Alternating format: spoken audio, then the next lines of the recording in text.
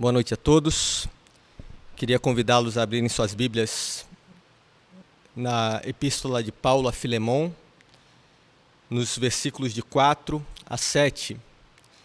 E o tema que nós compartilharemos nessa noite, as marcas de um cristão genuíno.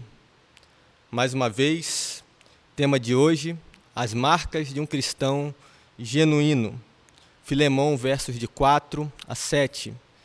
E eu peço que você acompanhe comigo a leitura na sua Bíblia. Diz assim a palavra do Senhor: Dou graças ao meu Deus, lembrando-me sempre de ti nas minhas orações, estando ciente do teu amor e da fé que tens para com o Senhor Jesus e todos os santos, para que a comunhão da tua fé se torne eficiente no pleno conhecimento de todo o bem que há em nós para com Cristo. Pois, irmão, tive grande alegria e conforto no teu amor, porquanto o coração dos santos tem sido reanimado por teu intermédio. Vamos orar ao Senhor. Senhor Deus, nós te damos graças pela sua palavra e suplicamos ao Senhor, ó Deus, em nome de Jesus, que o Senhor fale aos nossos corações nessa noite. Que possamos aprender, ó Deus, algumas marcas que devem estar presentes em nossas vidas. Suplicamos, ó Deus, para que o Senhor console aqueles que precisam de consolo, que o Senhor possa estar cuidando daqueles que precisam de cuidado, seja num leito de hospital, em suas próprias casas. Que o Senhor possa trazer aos nossos corações, ó Deus, refrigério nesses dias. Que o Senhor nos ensine a confiar em Ti. E oramos em nome de Jesus. Amém. Tema de hoje, mais uma vez, as marcas de um cristão genuíno. Quando Paulo escreve essa carta, ele escreve essa carta a Filemon, e ele pede a Filemon para que receba novamente Onésimo, não como um escravo, mas como um caríssimo irmão. E Paulo pede tudo isso solicitando em nome do amor. O amor é como uma corrente de água, abundante e suave, que produz vida, frutos, alegria, onde quer que chegue. Certa feita eu tive a oportunidade de visitar Juazeiro do Norte, na Bahia, lá no Vale do São Francisco. E nessa visita que ocorreu em 1998, já há algum tempo, eu tive a oportunidade de ver grandes canais de irrigação. E é interessante que naqueles canais de irrigação corria água abundante. E daqueles canais eram captadas as águas que seriam levadas até os plantios de frutíferas. E essa água captada, então, ia para um sistema de irrigação que levava água aos pés das plantas por meio de gotejamento. Aquela água abundante caía no pé das plantas, gota a gota, de forma suave. Nesse texto que eu acabei de ler para vocês, diz assim: o amor é como uma corrente de água, abundante e suave, que produz vida, fruto e alegria, onde quer que chegue. Da mesma forma como aquela gotinha de água, uma por uma, vez por vez, trazia vida àquelas plantas, mesmo naquele ambiente com uma certa seca em alguns momentos do ano, aquela água produzia vida, fazia com que as plantas pudessem produzir frutos e trazia muita alegria ao agricultor que podia, ao final do período do ciclo da planta, colher os seus frutos. Da mesma forma, Paulo, quando escreve a carta a Filemon, ele recorre exatamente ao amor. O amor como esse veículo que vai produzir também vida, frutos e alegria. O primeiro ponto e a primeira marca que eu gostaria de compartilhar com vocês, uma marca que deve existir na vida de um cristão, é a gratidão e a oração.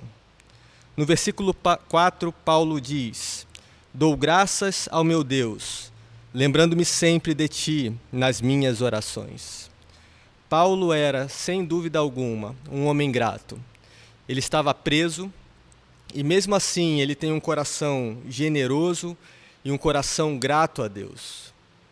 Nós sabemos como é difícil muitas vezes estarmos sozinhos, num ambiente totalmente adverso, fora do nosso conforto.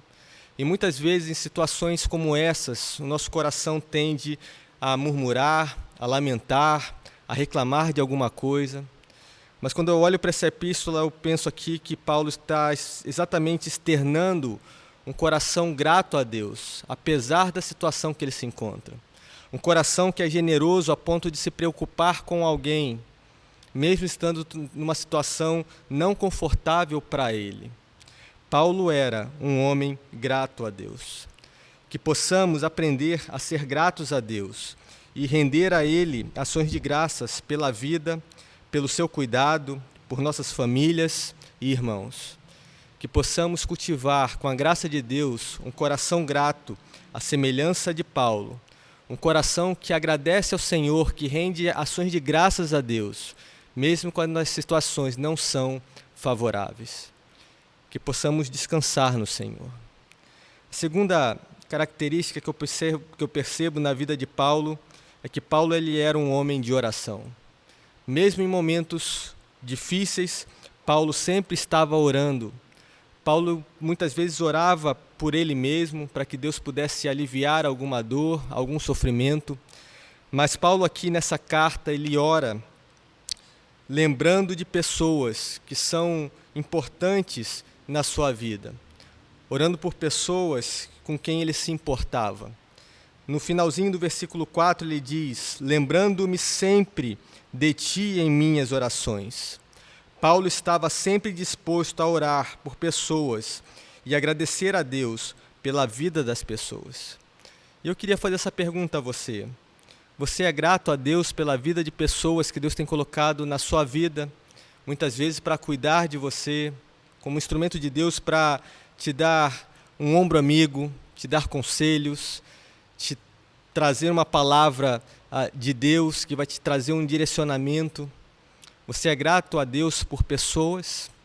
Paulo era um homem grato a Deus por pessoas. Paulo era um homem de oração.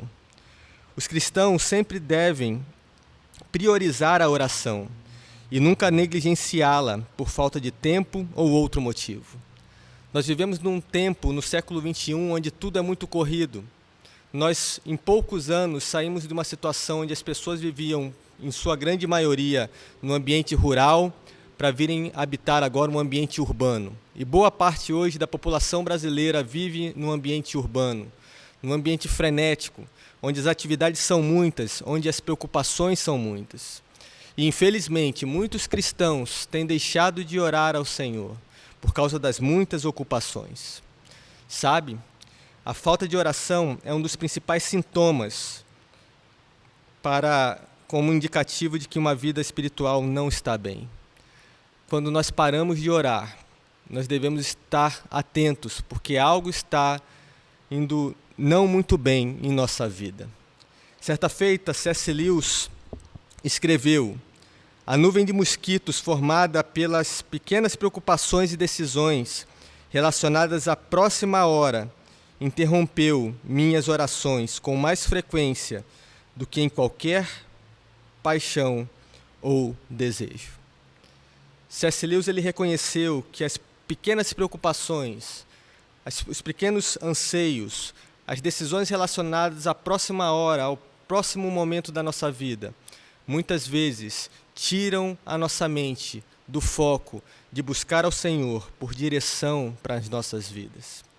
Em meio às adversidades e incertezas da vida, nós devemos sim aprender a cultivar um coração, uma vida de oração que confie em Deus.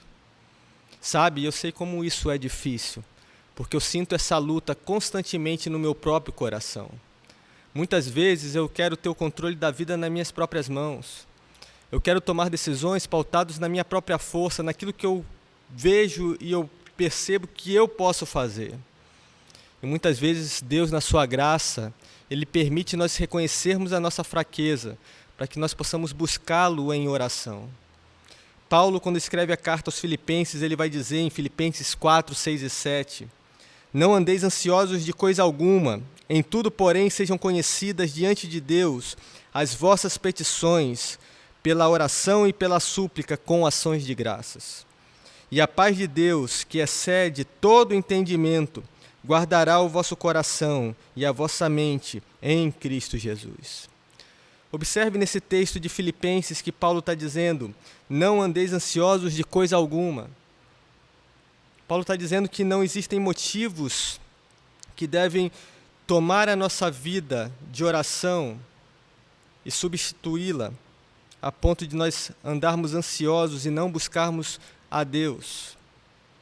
Paulo diz aqui que em tudo, em todas as coisas, sejam elas grandes ou pequenas, nós devemos fazê-las conhecidas diante de Deus.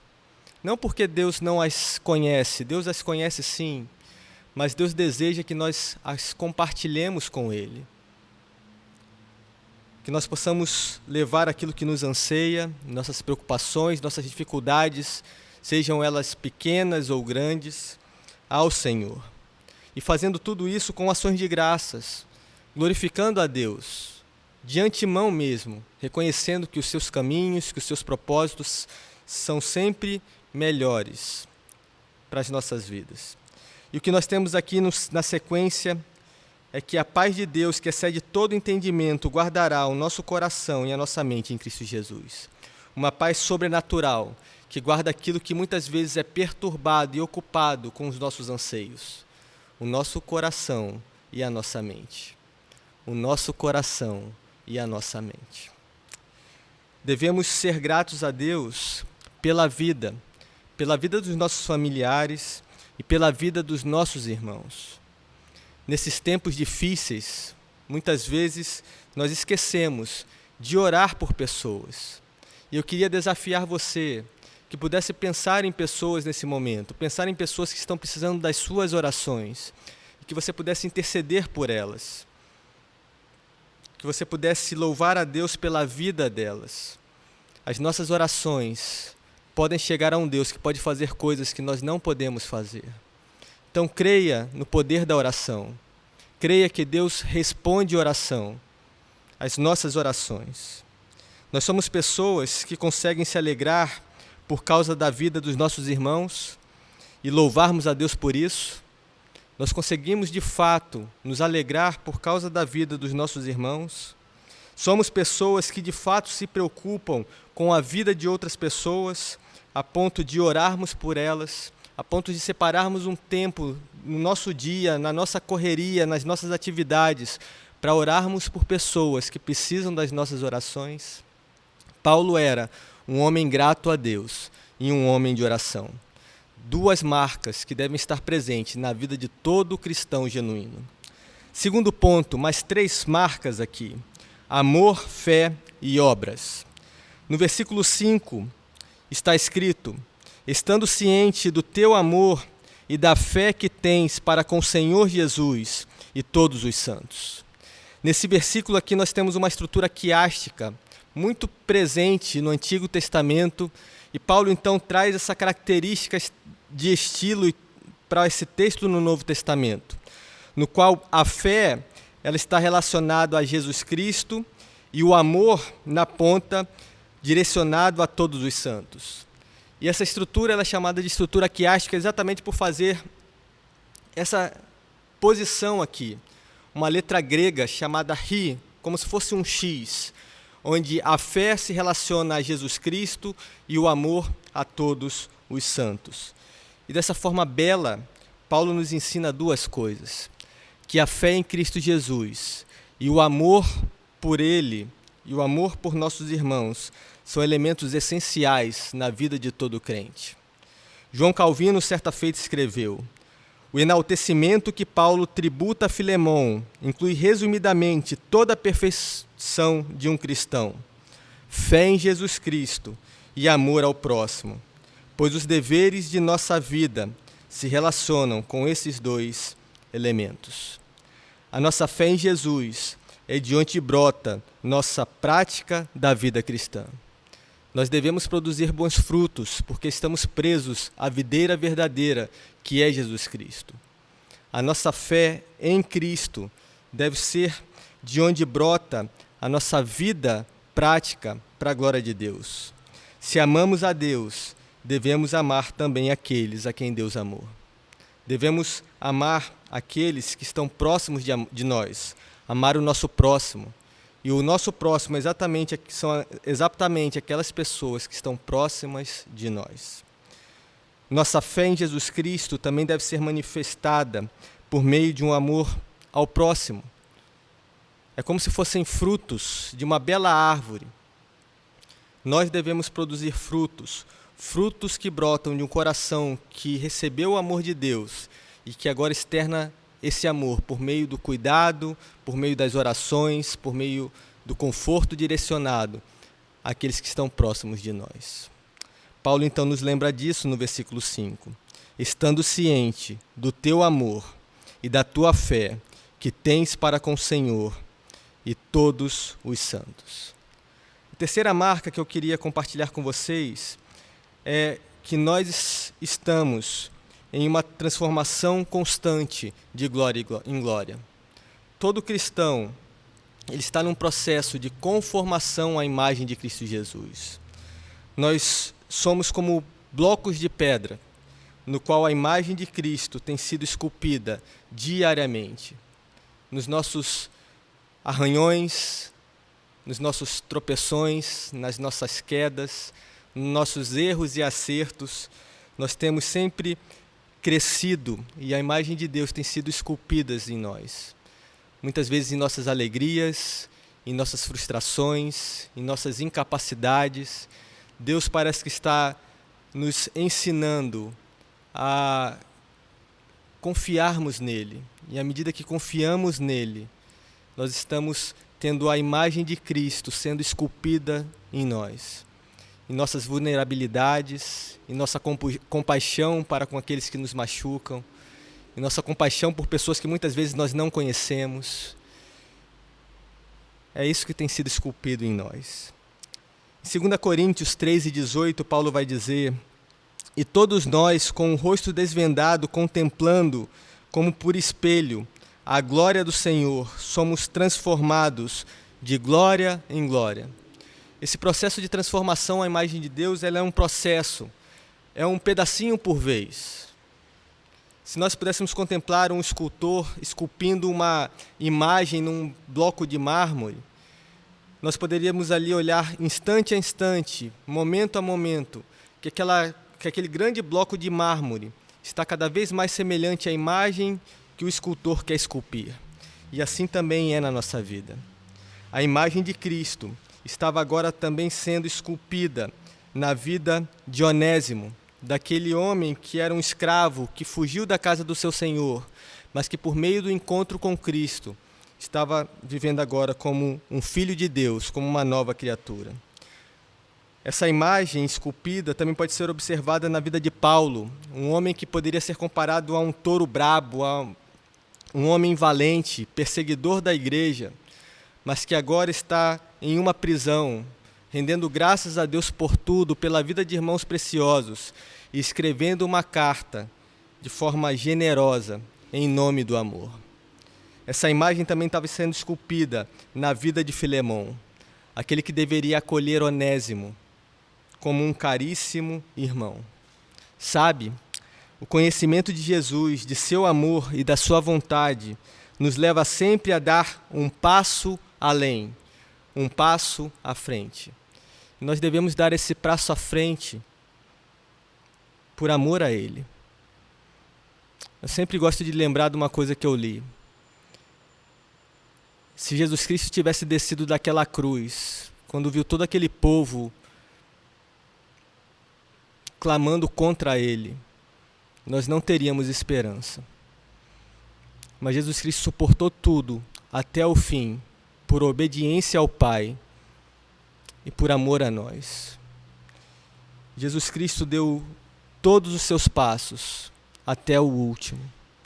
Filemão aqui, devido ao conhecimento de Jesus e do amor e da vontade de Jesus também, ele é incentivado, ele é encorajado a dar o próximo passo. E esse próximo passo aqui é exatamente o passo de acolher Onésimo, sem ressentimento, acolher como um irmão caríssimo.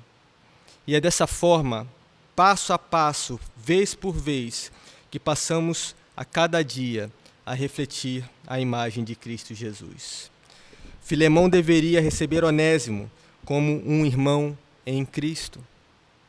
Em Filemão, versículos 6 e 7 diz: para que a comunhão da tua fé se torne eficiente no pleno conhecimento de todo o bem que há em nós, para com Cristo. Pois, irmão, tive grande alegria e conforto no teu amor. Mais uma vez aqui nós podemos ver que Paulo apela ao amor de Filemão, amor que era demonstrado por pessoas que estavam sendo cuidadas por ele, pessoas próximas dele. Mas agora Filemão deveria dar um passo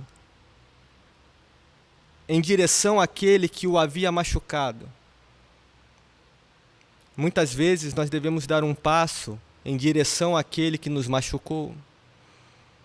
E nós, ao darmos esse passo, passamos a refletir a imagem de Deus de uma forma muito especial, como talvez em outros momentos não a refletimos.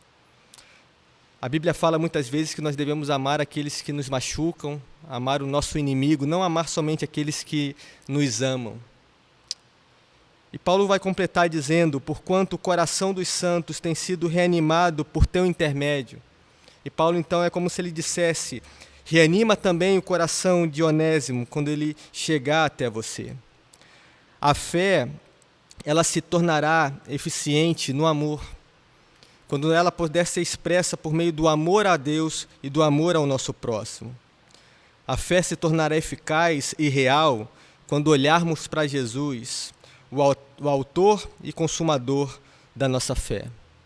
Quando formos capazes de caminhar em direção a fazer aquilo que é certo, ainda que todas as situações sejam adversas. O amor de Filemão tocava, alegrava, consolava e aliviava outras pessoas.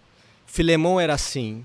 Ele tinha um coração que ia ao encontro de um coração que precisava de alívio, de coração que precisava de consolo, de um coração que precisava de sorriso, de alegria, que precisava ser tocado. E agora ele precisaria olhar para o seu coração, muitas vezes ferido por alguém que o feriu, e ter essa mesma disposição de reanimá-lo. Foi exatamente isso que Jesus fez conosco. Nós estávamos mortos em nossos delitos e pecados, perdidos, sem nenhuma esperança. E Jesus Cristo então olhou para a nossa miséria e Ele deu o passo de vir ao nosso encontro, estendendo perdão, estendendo reconciliação, estendendo vida. E Jesus Cristo, nesse momento em que nós entendemos isso, também requer isso de nós, que nós possamos estender o nosso coração em prol daqueles que muitas vezes nos machucam, daqueles que nos feriram. O amor é como uma corrente de água que produz vida, frutos e alegria onde quer que chegue.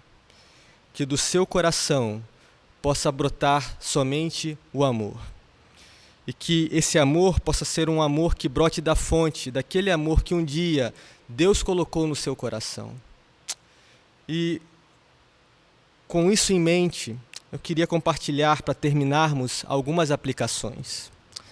Em primeiro lugar, cultive um coração que seja grato a Deus. Talvez você tenha todos os motivos do mundo para murmurar, para dizer que dói, para reclamar de alguma situação em que você se encontra agora. Seja num leito de hospital, seja no sofrimento com algum familiar, com um filho, esposa, esposo, parente, amigo próximo. Mas procure trocar essa murmuração por gratidão a Deus. Lembre das coisas boas que Deus tem derramado na sua vida constantemente, como o ar que você respira, como as flores que você pode contemplar por todo canto, principalmente na nossa cidade de Boa Vista, que é sempre rica em flores. cultive um coração grato a Deus. Segundo, cultive um coração que busque a Deus em oração. Se você tem passado por momentos angustiantes, por momentos que tragam ansiedade à sua mente, ao seu coração, procure aos poucos, com a graça de Deus, substituir esses momentos de preocupação e ansiedade por momentos de oração. Quando uma ansiedade vier ocupar a sua mente, separe esse momento para colocar a sua ansiedade aos pés do Senhor. Busque a Deus em oração. Terceira aplicação: cultive um coração que se importe com pessoas de verdade, independente do que elas possam trazer de retorno para você. A Bíblia fala que é melhor dar do que receber.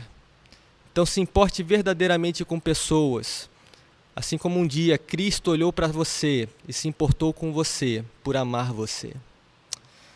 Cultive um coração que deseje expressar a imagem de Deus em todas as coisas, em todas as esferas, em todos os momentos da sua vida. Tenta refletir aquela graça que saía da vida de Jesus, aquelas palavras de conforto, de consolo, aquela generosidade, aquela compaixão, aquela preocupação por pessoas. Cultive uma vida que reflita constantemente a imagem de Cristo nesse mundo que precisa de esperança. Nós agradecemos a Deus por poder compartilhar mais essa noite, mais essa vez, a palavra do Senhor com você. E a minha oração é que você possa refletir em tudo aquilo que você ouviu, refletir nessa epístola tão importante de Paulo a Filemão, e que algumas dessas verdades presentes no coração de Paulo, como nós vimos no primeiro sermão, essas marcas genuínas na vida de um cristão, como vimos no sermão de hoje, que eles possam se fazer presentes também na sua vida. E essa é a minha oração. Vamos orar mais uma vez. Senhor Deus, nós te damos graças, e eu te dou graças, ó Deus, primeiramente, pela sua palavra. Senhor Deus, eu te agradeço porque um dia o Senhor moveu, direcionou o apóstolo Paulo, por meio do seu Santo Espírito, para que pudesse registrar essa epístola que, apesar de breve, é tão preciosa. Uma epístola, ó Deus, que nos ensina verdades tão incríveis e tão necessárias, ó Deus. Que o Senhor nos ensine a cultivar um coração em que essas marcas que vimos hoje à noite possam estar presentes. Nos ensine, Senhor, em nossas fraquezas. Nos ensine assim como o Senhor ensinou a Paulo, como o Senhor ensinou a Filemão, a dar sempre um passo à frente daquele que nós estamos dispostos a dar no momento. Nos ajuda, Senhor, em nossas fraquezas. Nos ensine a praticar boas obras por expressarmos o amor. E nós oramos em nome de Jesus. Amém.